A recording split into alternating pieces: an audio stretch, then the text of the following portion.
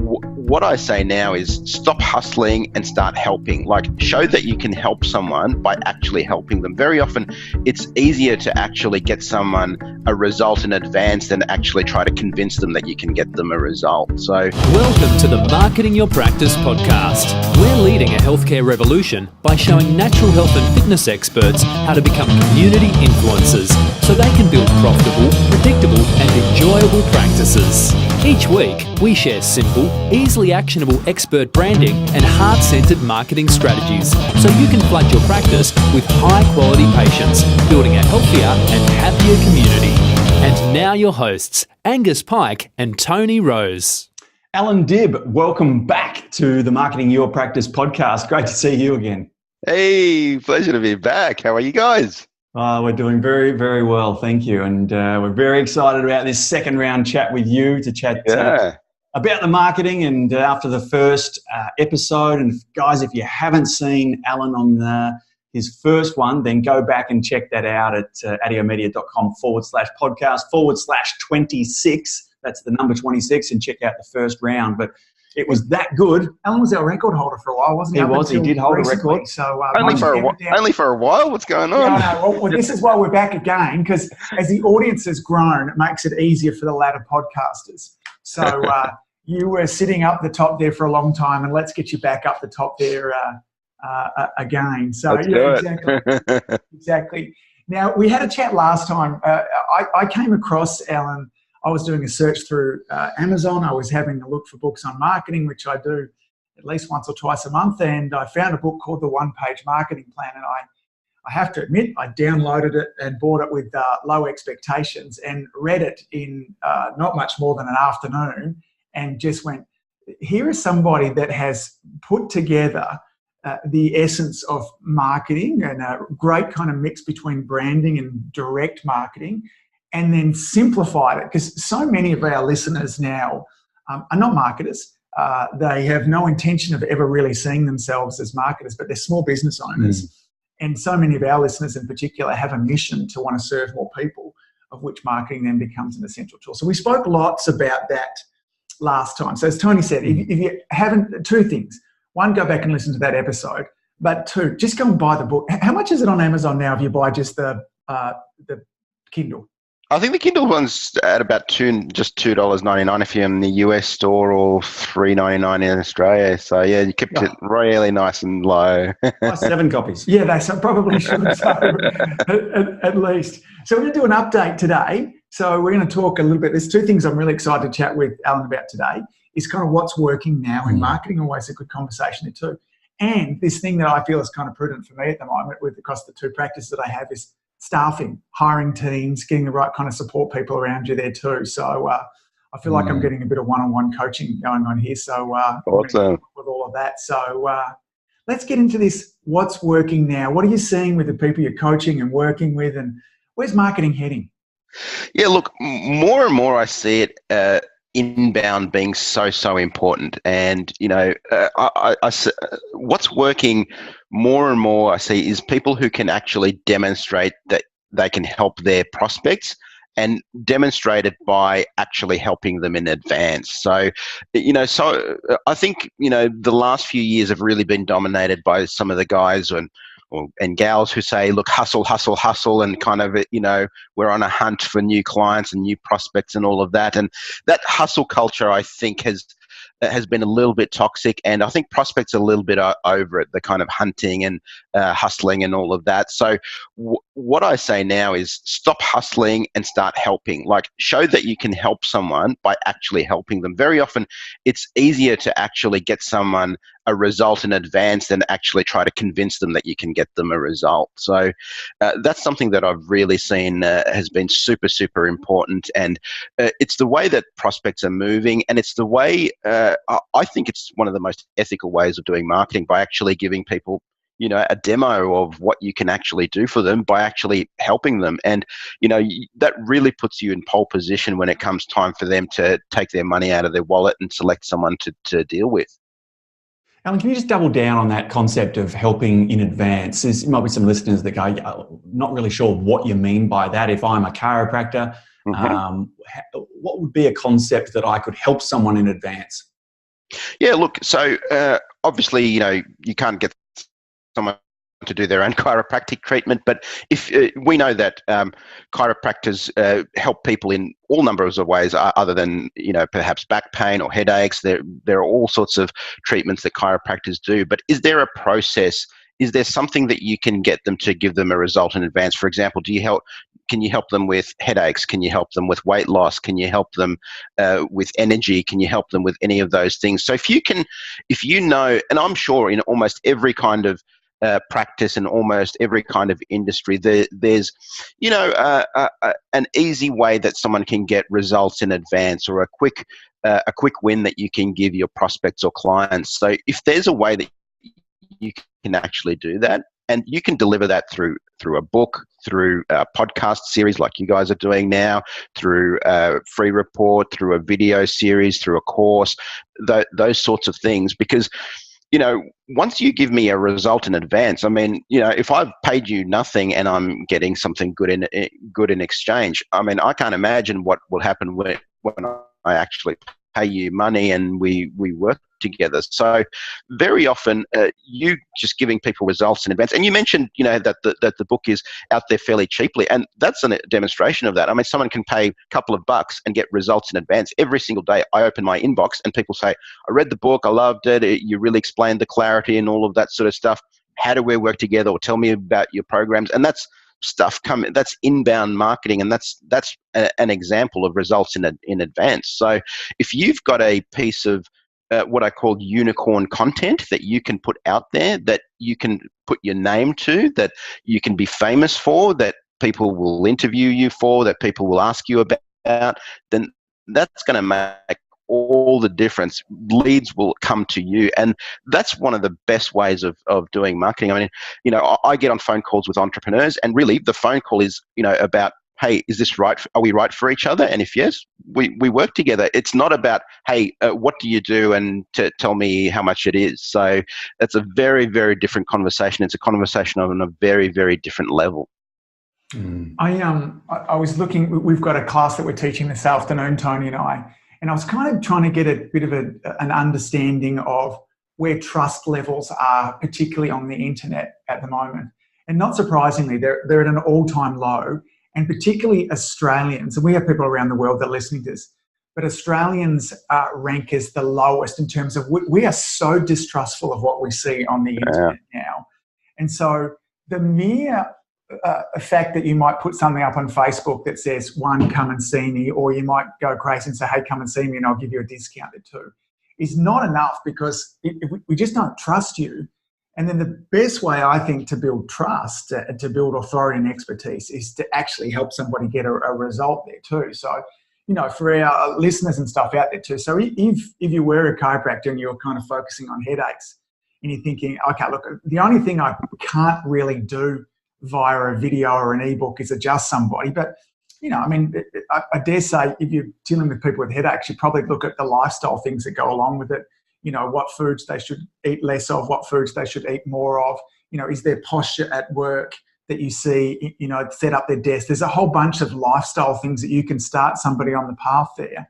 And then maybe one of the ways that you can get people results in advance is teach them relationship between the neck and headaches. And they find, so sometimes that concept of results in advance is, look, I don't even have to follow Allan's weight loss tips, but if they make sense to me and I can see myself following them, that's enough for Allan to kind of build authority in that too. I think sometimes our listeners get a little bit wound up with where that fits in. Would you agree with that, or have you got other bits that you would kind of add to that? 100%. And I love that you researched the whole trust factor, because the fact is, like, a lot of people think that they're starting at zero in the trust factor and that they've got to add to that. But no, you're starting in negative, because people have been bitten so many times, and people have been, stung so many times by, unscrupulous operators, or maybe just people who are incompetent. So you're starting at negative. You're not starting at zero. So you're not having just to start at 1, 2, 3. You're starting at -5, -10. So you've really got to work hard to get to even zero, and then to show people that you can get them results. So really, it's all about, can can you generate that lead flow by actually showing people that you can help them by actually helping them in advance? That's super, super important. Is there a strategy of where a direct marketing, we can kind of unpack that word in a moment, where I create my video, for instance, and we'll stick with the headache since we talk about that too, and I go through my three-pronged approach to headaches where, I talk about the chemical parts of the stress, I talk about the postural stress, and then I kind of link in how cope. How is it enough for me just to create that video and people will call me? Does there need to be a call to action? Should that be withdrawn completely? What are the steps that somebody needs to go through to kind of really get that buyer's cycle? What have you found works? Look, what I've found works is something that feels very even-handed, that feels like data. So it's kind of like, the old style was, seven things you should know about choosing a chiropractor, and that's kind of like, we know that you're going to say you're the type of chiropractor we got to see and all of that sort of stuff. So what I've seen working really well is data. So something that you can update on a regular basis, something that you can show something that feels very even-handed and all about the prospect's problem. I'll give you an example. I'm from a tech industry, and one of the companies in the tech industry, very well known in tech, probably not so much outside of this, is called Akamai, and they basically are the company that serve all the data that you get from iTunes, from Yahoo, from Microsoft. They're kind of the guys in the background who deliver that data. And every quarter, they release into the industry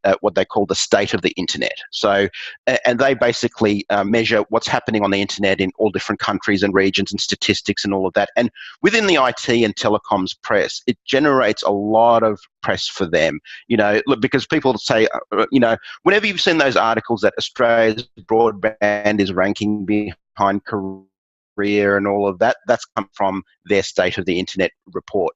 They've do that research, and it comes out every quarter, generates a lot of press, a lot of people pay attention to it. And so if you can do something similar to that, whether, it could be the state of healthcare right now in your industry. So basically they've said, look, we're essentially the mayors of the internet, and we're going to tell you what's happening with the internet every quarter. So can you be that person in your industry who says, I'm going to be the one who's the president of chiropractors, or I'm going to be the one who's the president of headaches, or I'm going to be, and start talking about release an update, release a report quarterly, month, or it might be relevant to you and your clients, and just talk to them about what's happening. What are the latest trends? What are the latest things that are working? So almost like thinking that you're a news outlet, and that's something that works really, really well. It feels much more even-handed, and it really positions you as an authority, right? So like my book isn't the 7 secrets to choosing a business coach. No, it's talking to the person's problem, right, I can help you create a 1-page marketing plan. So, and from that positions me as an authority in the industry. And from that, I do get people who want coaching, who want to join my membership, who want to come and see me speak, all of those sorts of things. So if you can create a unicorn piece of content, maybe something that's updatable, so give people a reason to keep coming back, that works extremely well. I love that idea. You mentioned a whole heap of things, special reports, videos, downloads, cheat sheets, all that sort of stuff. What would you recommend someone starts with? They want to increase their authority, expertise, have people to know, like, and trust them, I guess. Where should someone start? Yes, I recommend starting with what I call a unicorn piece of content. And a unicorn piece of content is something that you can be famous for. So something that no one else could put their name on. Like only Akamai can put their name to the quarterly state of the internet report. Only Allan Dib can put his name to the 1-page marketing plan framework and concept. So what's your thing in quote marks? So do you have a particular process around curing headaches, or do you have a particular process around weight loss or something like that? And then give your process a name. Name it and put your name to it, so that people can understand that you're associated with that. And it's something that you'll see if something becomes shareable, if people start telling other people about it and people joining and so on, then that, you're onto something. It's kind of like there's a couple of newsletters out there. I don't know if you've heard of The Hustle or The Morning Brew. They're now like at 1 million subscribers each. And all they do is curate the news, the tech news or the business news. Every morning in your inbox, you get a roundup of what's happening in business news or tech news or whatever. And they write it in an interesting way. It's not kind of boring. Like, that there's a bit of attitude, there's a bit of personality to it. And, that's what I've tried to do with the book. I've tried to be very human, speak in a way that people speak, or write in a way that people speak, I should say, and not be too academic and too professional or whatever in quote marks. So if you can do something like that in your industry, be the one who creates, you could literally just create a Google alert around headaches and create a report that is a roundup of the latest news related to headaches, and that's a newsletter that almost generates itself each week or each month or however often you want to do it. So if you can create a almost like a news outlet or a unicorn piece of content or a process that you can put your name to, then you're going to be far, far ahead of all your competitors. All your competitors are just basically talking about how awesome they are and that they, people should come in and see them. Whereas if you can build that pipeline of future prospects, people who are ready to buy in 30 days, 60 days, 90 days, a year, you're going to be far, far ahead. Like I had a guy who signed up for my high-level coaching program recently, and I asked him, how long have you been on my mailing list? And he said 2 years, right? And so if 2 years ago I had said, this guy's a tire kicker and let him go, that would have been a lost opportunity. So if you really need to be thinking about, how do I build not only clients that come in today, but how can I build that pipeline of future prospects who are going to buy in 30 days, 60 days, 90 days, a year, 2 years time? That's going to make things massively, massively easier for you. A couple of things I want to touch on there. First of all, just quickly, gang, if you don't know what a Google alert is, it's such a wonderful thing. You can kind of just do a search for Google alert. And what you can do is you can set a keyword and Google will send you an email of everything that's going on. So whether it be headaches or sciatica or, cleansers, you pick the word there too. And they'll send you up to date. Now you can choose to have the email sent to you daily or weekly. You can choose whether you want news items or blog articles there too. So if you're struggling to come up with content, this is such a brilliant way to go about it there too. So first thing. Second thing, you talked about naming, coming up with a name for your content as well. One, how important is that? And then two, do you have some ideas around naming structures?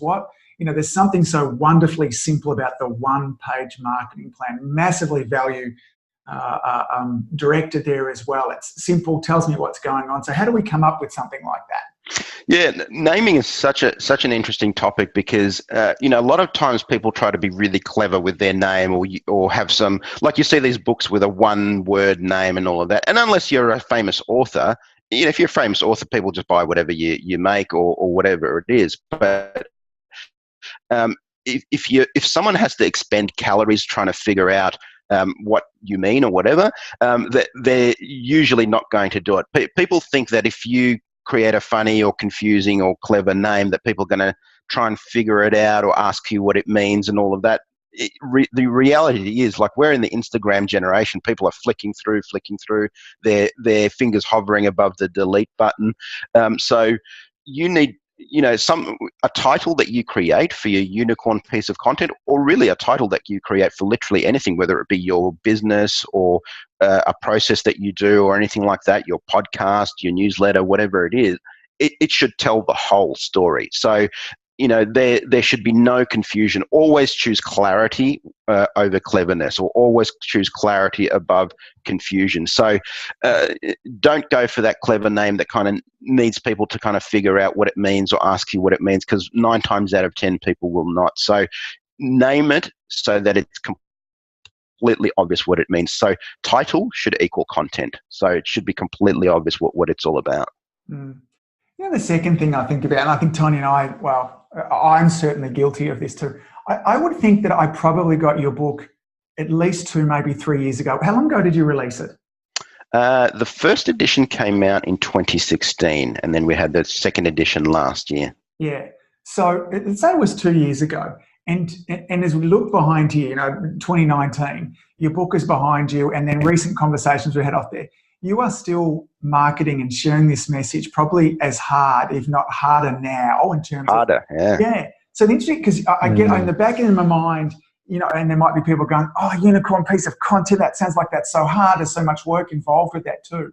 Like, do it right. And this is it. Like, I don't see you putting out a lot of other content, other bits and pieces in other areas. Like, Allan is the one-page marketing plan, and that people get involved in that too. It's a great reminder for me too, in terms of just what is that unicorn piece.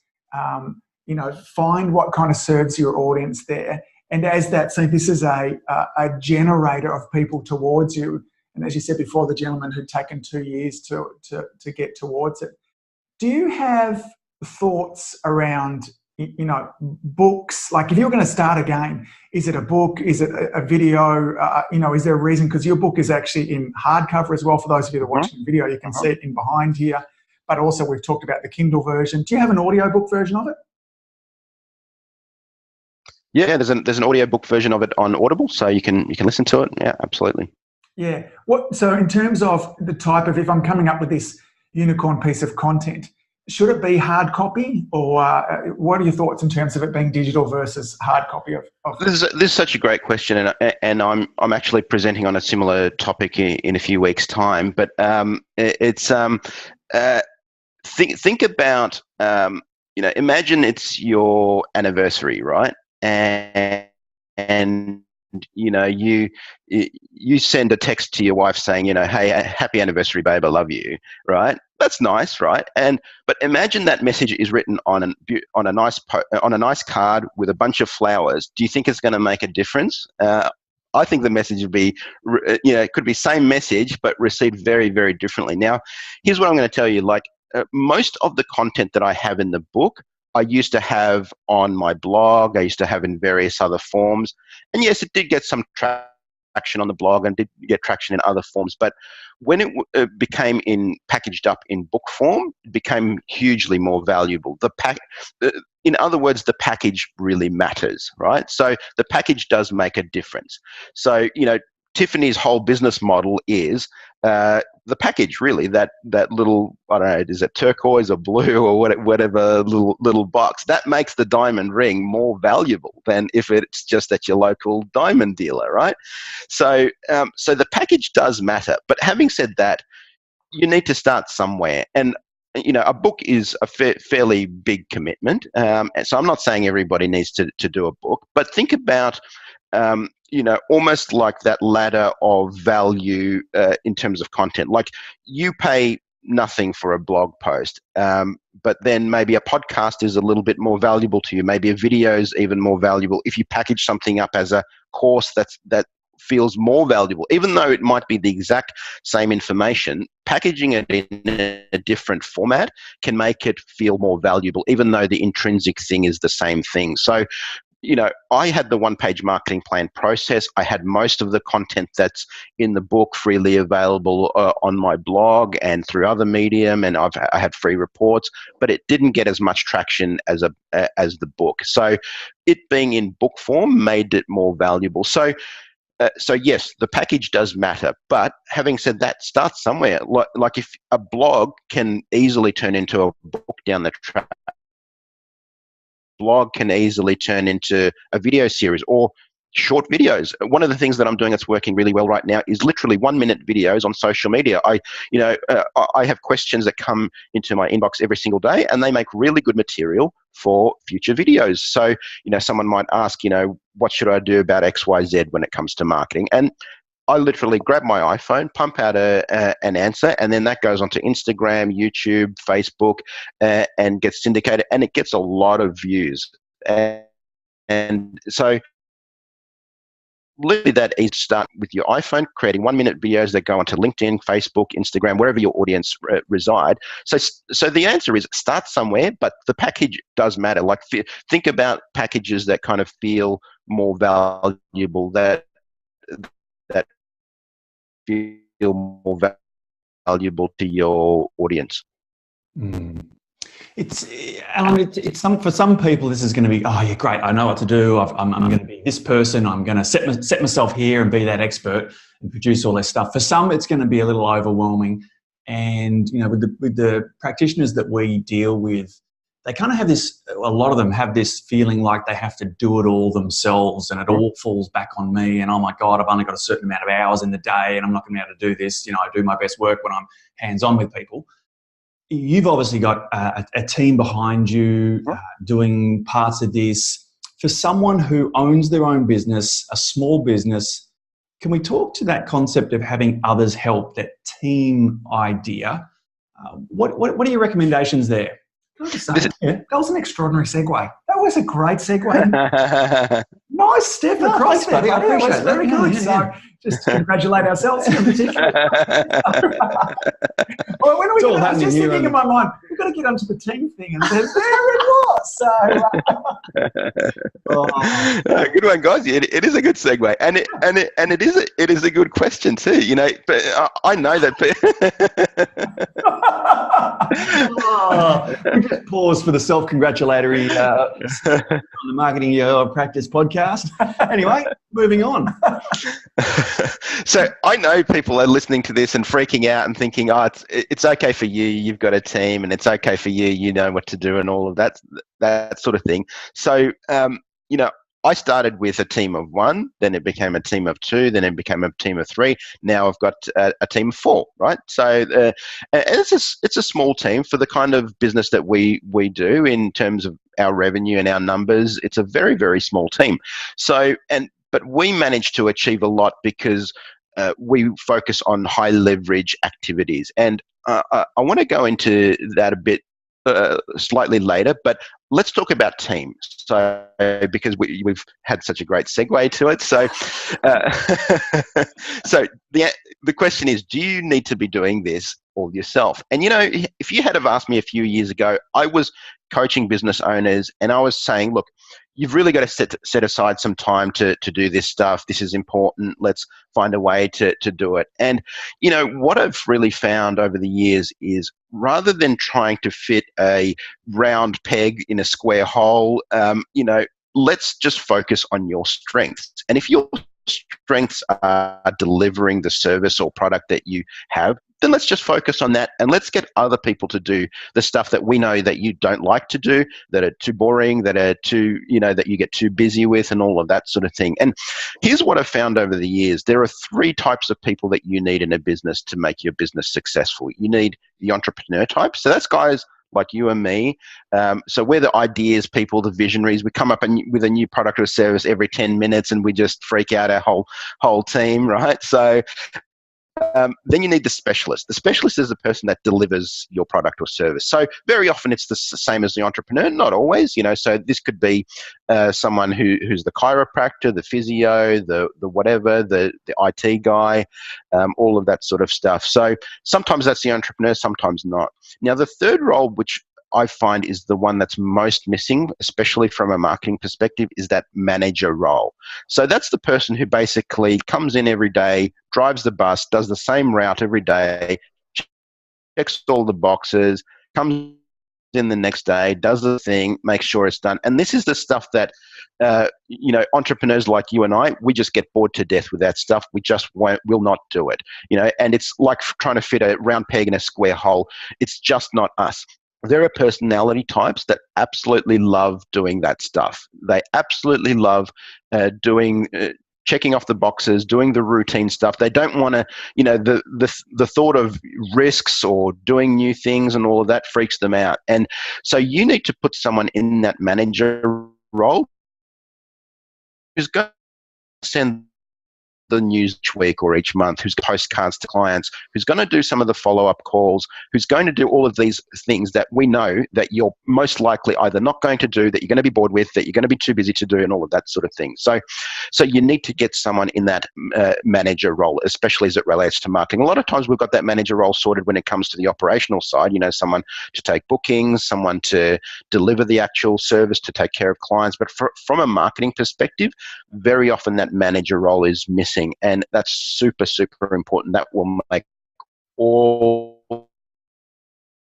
difference. And telling you that made all the difference in my business as well, because that manager role can then hire other people to do some of the other tactical stuff. So you need a video, or you need a landing page, or you need a web opt-in or something like that.